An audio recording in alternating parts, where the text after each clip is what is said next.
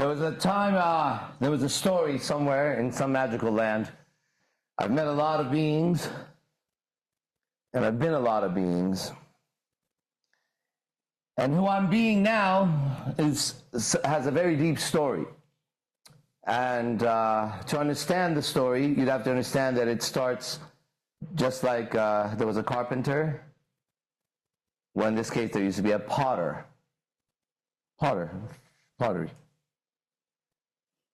And this potter had a master. How he met this master is the same fucking way that this guy met the master in this life, Manu.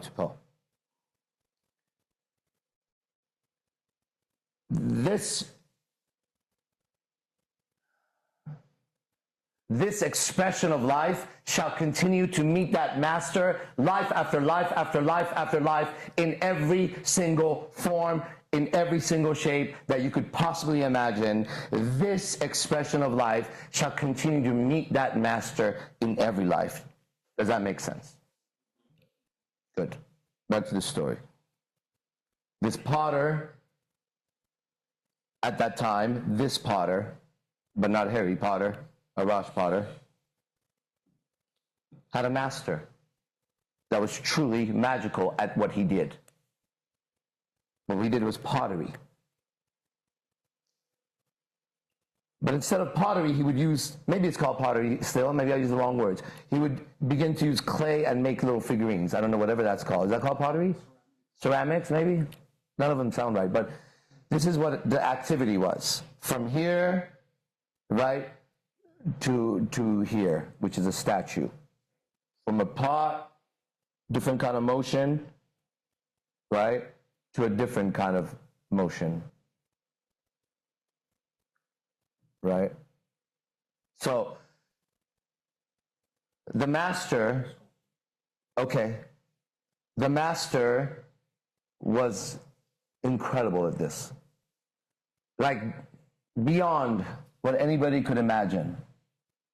Who knows how he was gifted, who he was. He's still a mystery in every universe that this expression finds itself in. He's still an unknown that arrives and does this thing and sparks the fucking fire. So you could say these words, I'm always looking for Manu everywhere to spark the fire. Back to the story. This master passes away. This master now, before he passes away, he hands down a lineage. It's a special kind of lineage, right? He says, you're not my best potter student. He never does say it, but it was obvious that guy who's been there for that many years could do pottery and clay like nobody else could, right? But he gave him something. He said to him, look, with whatever you have in you, take what I taught you and then put it together. And then give the world of art something new that'll change the entire world. Well, that was a magical teacher. I don't know how he transferred the magical light into the potter. The potter began doing pottery by himself, not where people sell pottery. He did it on his own time while he was doing other stuff. While he was doing other stuff in his head, he would start to create figurines just like his master. So if he did martial arts, they didn't know inside he was doing martial arts because he was obsessed with pottery.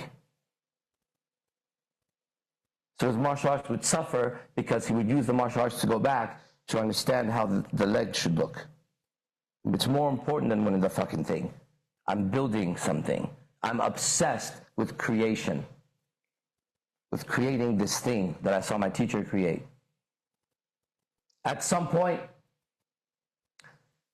he gets so good because he does it on his own time, 24 hours a day, never thought about getting paid, would spend all his life looking for it. He would find every book and try to relate it to doing that. No matter what he did, he would go back, and he was always working on this secret figure.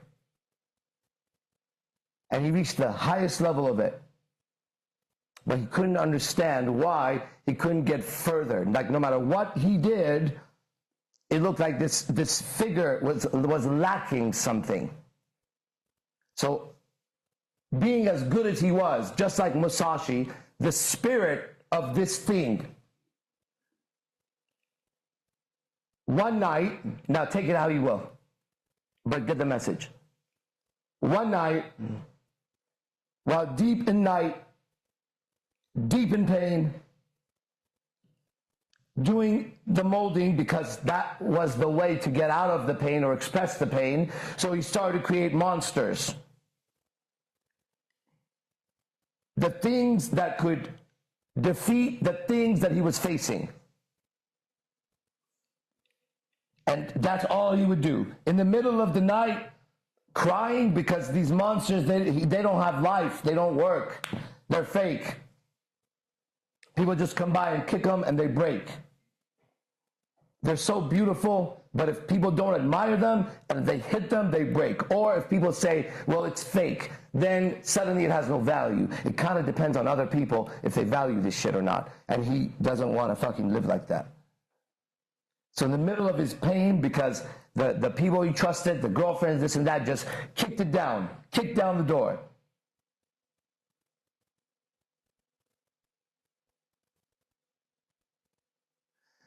هرچی رو که ساخته بودم زدی زیرش با لگد. Everything that I built, you broke it with a kick to the foundation. That's when you hear me sing that. It's this moment in the storyline, and that's why that song is one of the deepest tap-ins. I'm reaching places that song wouldn't have been able to be played a long time ago. I know how strong I am because of what I used to access the matrix of this thing called art that I became obsessed with. I'm an artist to the core, no more that. Anyways. They kick down and they break the most beautiful structure he ever made. He's in pieces. But all he knows how to do is fucking build the clay. Because before his teacher died, he said, just remember this. No matter what they have out there, you could create a better one inside of you. You have that ability. And he remembers that shit. And when shit goes wrong, he just goes, well, at least inside of my own universe, I can build a better story. That was his gift.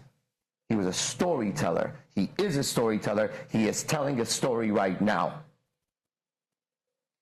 He moved inside, no matter what the outside did, and used that energy to build a beautiful beast.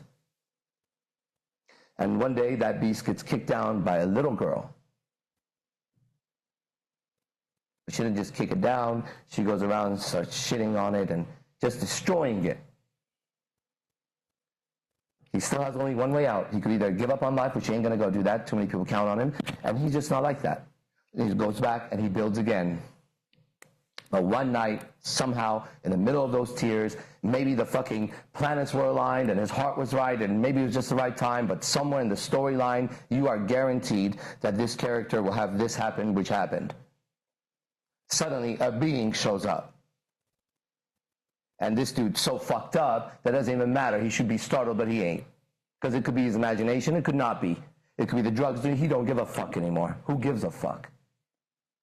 Right? No fucks given. Code. Developed right there. He just doesn't give a fuck anymore. In that, the being says, Musashi had also experienced this, Bruce Lee had also experienced this, they've talked about it, so did O-sensei. And that's why in this life there were the teachers too. The spirit of the being says to the potter, he says, I'm the spirit of this art form. You have perfected a process of creating this art, but you lack something in it. It's not real. It's lacking life. Even though you're putting your life in it, your life in it gives it the structure of it. You need the breath of the spirit of the thing inside of it. And starting tonight, I'm going to breathe into your creations for you.